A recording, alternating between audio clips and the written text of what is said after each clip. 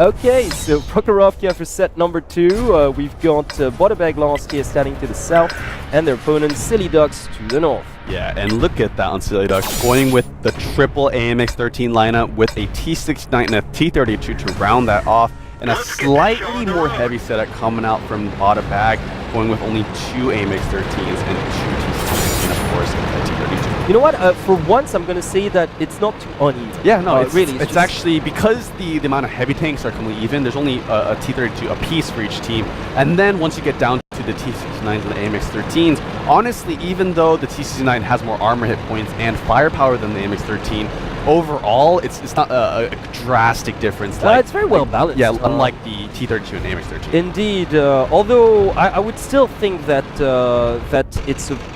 Well, I mean, personally, I would go for I would still go for the Silly Ducks for the BoughtABag setup. Yeah, even though it's just slightly. Yeah. I think it gives you more security to have a pair of T69s. Yeah. But at the same time, it's just the outmaneuvering possibilities given by the Silly Ducks lineup is definitely not negligible as well. And it's just also due to their play style as well. I mean, the Silly Ducks, they have the option, of course, to go with whatever other tanks they wanted to, but they specifically went with this strategy because that's what works for them and that's what they're comfortable with. And honestly, if I was on any team, I would rather my team go with just tanks they're comfortable with and they perform phenomenally on, rather than potentially stronger tanks, but tanks that they just don't know that well. I think you just made a very decent point here. It's a very fine line between adapting your own setup according to the opponent, but still roll out with your own strength, pretty much. And in this particular case, I agree with you. Silly Ducks feeling more comfortable with this sort of lineup with an extra 1390. And well, obviously we're going to have to wait and see if this pays off, but I don't see any reason why it shouldn't. I mean, after all, they're leading 1-0 first off, and then they are the more experienced team, so instead of just being afraid of what your opponent's going to do, they might as well roll out with your own strength. Yeah, exactly. And another good thing about this matchup is that the lineup coming out from BoughtABag is not drastically heavier.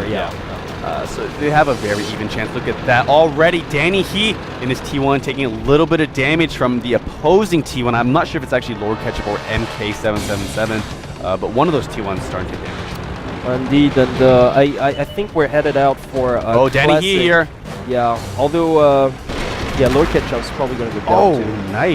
Nice job coming out from B44, taking out MK77 on the Silly Ducks side. Danny here now in a nice scouting position. Yeah, he's very well positioned, indeed, and I'd love to get eyes on target when it comes to Silly Ducks right now, because it looks one of the tanks has been spotted up to the south. Yeah, to the south. It's definitely a classic. It's a classic east and west spread right now. But oh, look at that, the Silly Ducks being spotted too. Yeah, the Silly Ducks more likely than not have spread out alongside the railroad to the east, which is very classical and conventional when it comes to this map. Yeah, Opalisk here just squatting that railroad. Oh, second T1 getting taken out there. Both T1s on the Silly Duck side getting taken out. They cannot afford to let those other T1s on the opposing side they have to keep those in check, basically, because if they don't, then they're gonna nudge, they're just gonna be eyeing the sneaky base capture towards the latter part of the set if it just draws on. Really, you've got one of the T1s to the south, covering the base, but sooner or later, it's gonna give them the advantage to go for a sneak capture if we go the distance here. Yeah, definitely so. We do see B44 in his T32 on the BoughtABag side, right, kind of around the center part of the field area. His other two teammates, the two T69s moving their way up north. I don't know if they're going to continue pushing up there, but they are showing a little bit of movement. Yeah, B44 as well, just with his T32, already 2 kills for himself. Dane being spotted as well.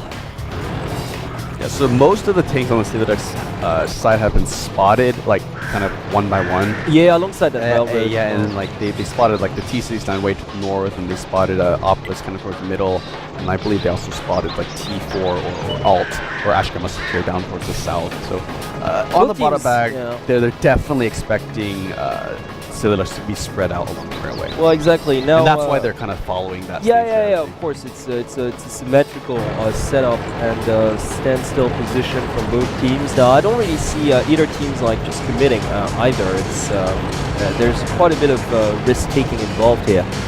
But ultimately, yes, because we're down to about half time here in this second set.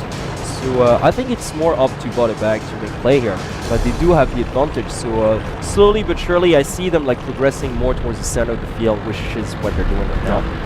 Yeah, B44 leading the troops over here in his T-Grid. That's the right choice as well. You don't want to send any other tank out there to the center of the field, or else that will get blown up. Already, B44's track getting destroyed, but he has repaired it, and he's still continuing to make his way over. He didn't take any damage though. Yeah, just his railway, or just his rail track. Yeah, he's getting shot like from the northeast, but he's still pretty safe where he is right now. Now the other tanks have to follow up. Now what I'm really liking is that BoughtABag's crossing to the south as we speak, and those MX-13s are unleashing right now, and I think nice. Yes, Royalty's gonna go down. Yeah. Royalty is down now. You know what they should do? They should retreat. They should retreat and wait.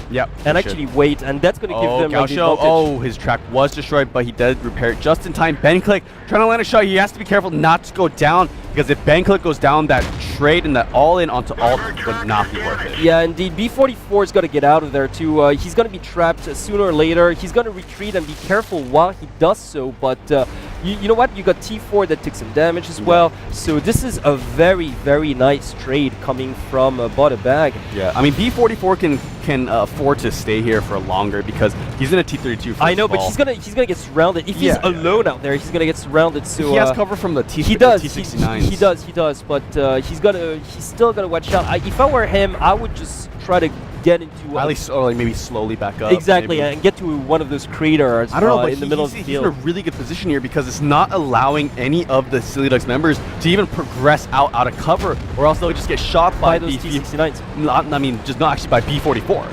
Yeah, and those T69s from behind as well. Yeah, and they don't want to focus B44 because he's in a T32. Yeah, that's true. And he's doing extremely well, you're right. Honestly, I don't think that BoughtABag's going to lose this. Yeah, definitely not. I mean, it's just BenClick that's really got to watch out because he's low, but look at, he's still unleashing from the south. Yeah. That's brilliant. Ooh, one shot. Took a shot.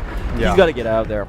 Honestly, you know, the tier point advantage is so huge. Like, he shouldn't take any chances whatsoever. I'd get out of there if I were him, because right now, look at T4. Yeah, T4 is like a shot away from dying. So right now, they should retreat and actually let Silly Ducks charge them because they've got such an overwhelming advantage. Yeah, definitely so. B44, he was trying to finish off T4 there, but he did not want to take the risk. Crossed. Can you believe it? Wow. I think he's going to go on top of the hill. Yeah, he is.